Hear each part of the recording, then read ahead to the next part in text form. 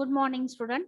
SY BCom semester 3rd 2019 pattern Savitribai Phule Pune विद्यापीठांतर्गत SY BCom 2019 pattern semester 3rd चा corporate accounting या subject मधील valuation of shares हा topic आपण सुरू केलेला आहे आणि त्याचा पहिला प्रॉब्लेम आज आपण पाहत आहोत.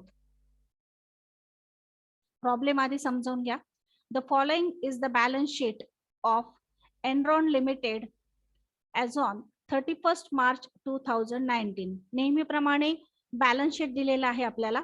बॅलन्स शीटची जी लायबिलिटी साइड आहे त्या लायबिलिटी साइडला इश्यूड अँड सबस्क्राईब कॅपिटल आहे 4000 equity share of 100 each. Fully paid and called up.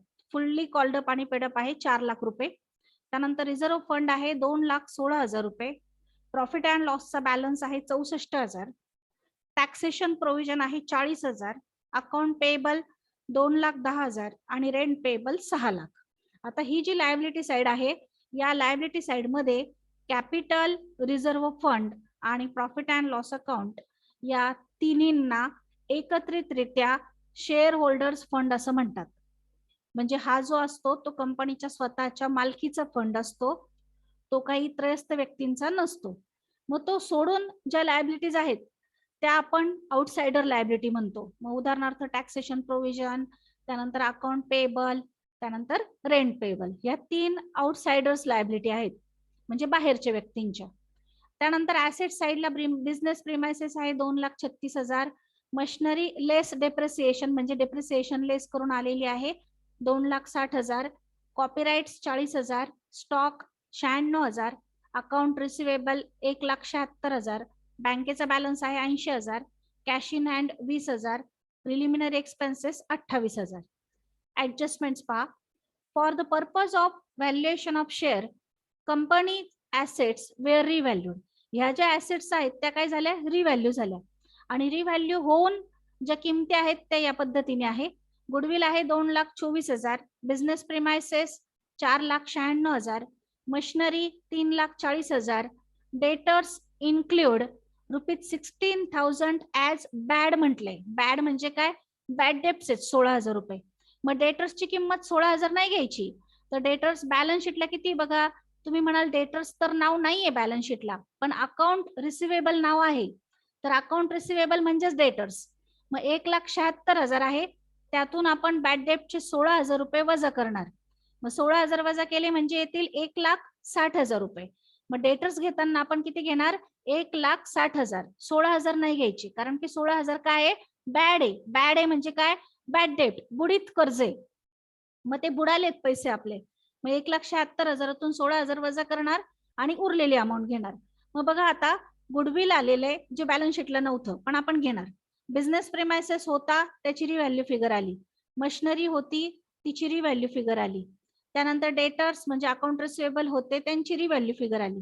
मग बाकीच्या ऍसेटचं काय, तर बाकीच्या ऍसेट ज्या आहेत त्या आपल्याला आहे त्या किमतीला घ्याव्या लागतील म्हणजे बुक व्हॅल्यूला घ्याव्या लागतील. फक्त प्रिलिमिनरी एक्सपेन्सेस जो आहे तो आपला लॉस आहे, ती काही ऍसेट नाहीये, त्यामुळे प्रिलिमिनरी एक्सपेन्सेस घ्यायचा नाही. आणि आपल्याला कॅल्क्युलेशन कोणत्या मेथडने विचारलंय, you are required to calculate intrinsic value of each equity share. Intrinsic value विचारली आहे. इंट्रिन्सिक व्हॅल्यू म्हणजेच नेट ऍसेट व्हॅल्यू. मग नेट ऍसेट व्हॅल्यू म्हणजे आपली पहिली मेथड, त्या मेथडने आपल्याला प्रॉब्लेम सॉल्व्ह करायचा आहे. 3 स्टेप मध्ये आपण प्रॉब्लेम सॉल्व्ह करणार. First total net asset calculate करणार, त्यानंतर fund available for equity share holder calculate करणार आणि त्यानंतर ईच इक्विटी शेअर्सची इंट्रिन्सिक व्हॅल्यू काढणार. मग घ्या सोल्युशन. फर्स्ट आपण टोटल नेट ऍसेट कॅल्क्युलेट करणार आहे. वरती नाव द्या calculation of total net asset. Calculation of total net asset. First assets घ्या. ऍसेटच्या किमती घेताना ऍडजस्टमेंट प्रमाणे आपण किमती घेतोय. गुडविल 2,24,000.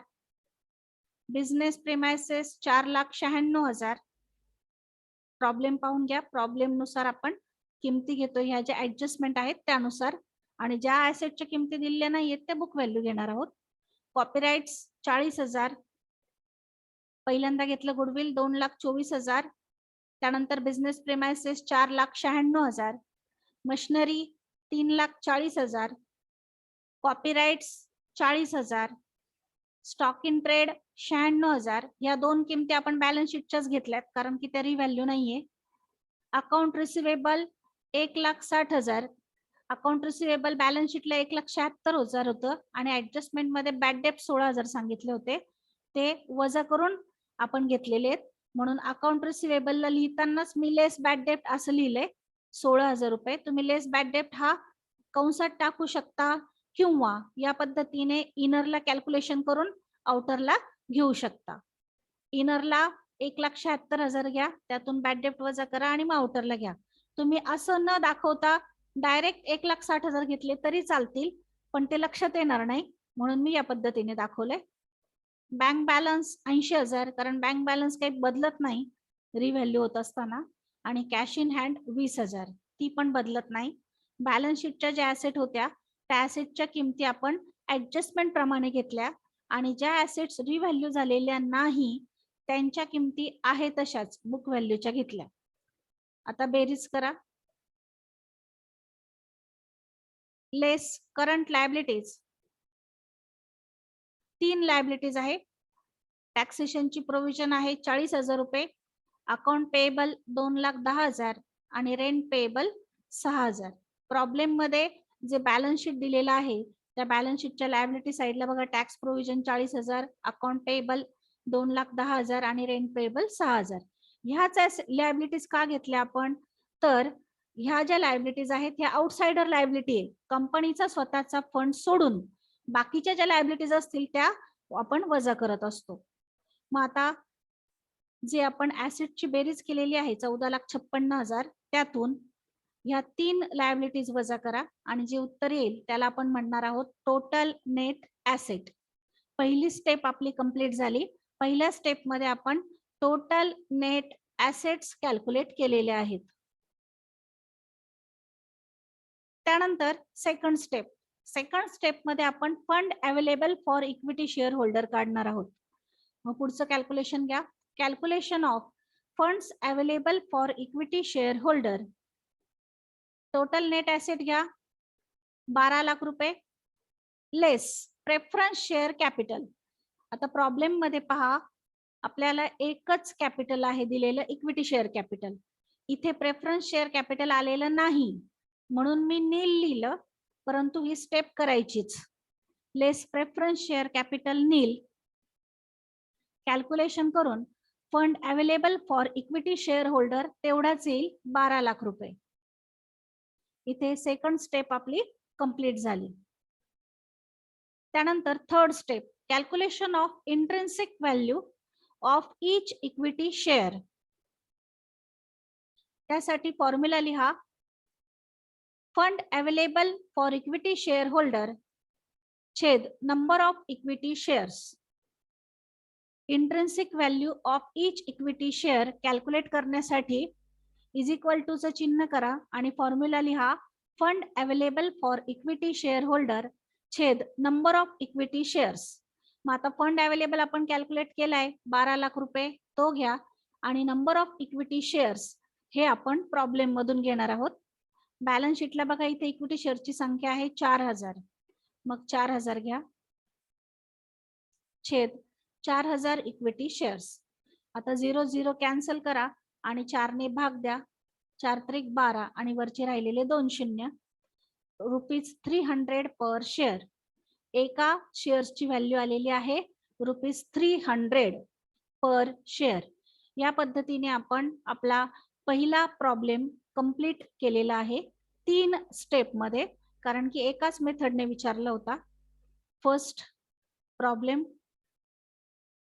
त्यानंतर टोटल नेट ऍसेट कॅल्क्युलेट केल्या, ऍसेटच्या किमती घेतल्या ऍडजस्टमेंट प्रमाणे आणि ज्या ऍसेट रिव्हॅल्यू झालेल्या नाही त्यांच्या किमती बॅलन्स शीट प्रमाणे घेतल्या, बेरीज केली आणि त्यातून करंट लायबिलिटीज मायनस केल्या. त्यानंतर सेकंड स्टेप मध्ये fund available for equity share holder calculate केला आणि थर्ड स्टेप मध्ये एका शेअर्सची व्हॅल्यू कॅल्क्युलेट केली. एका शेअर्सची व्हॅल्यू आलेली आहे ₹300 पर शेअर.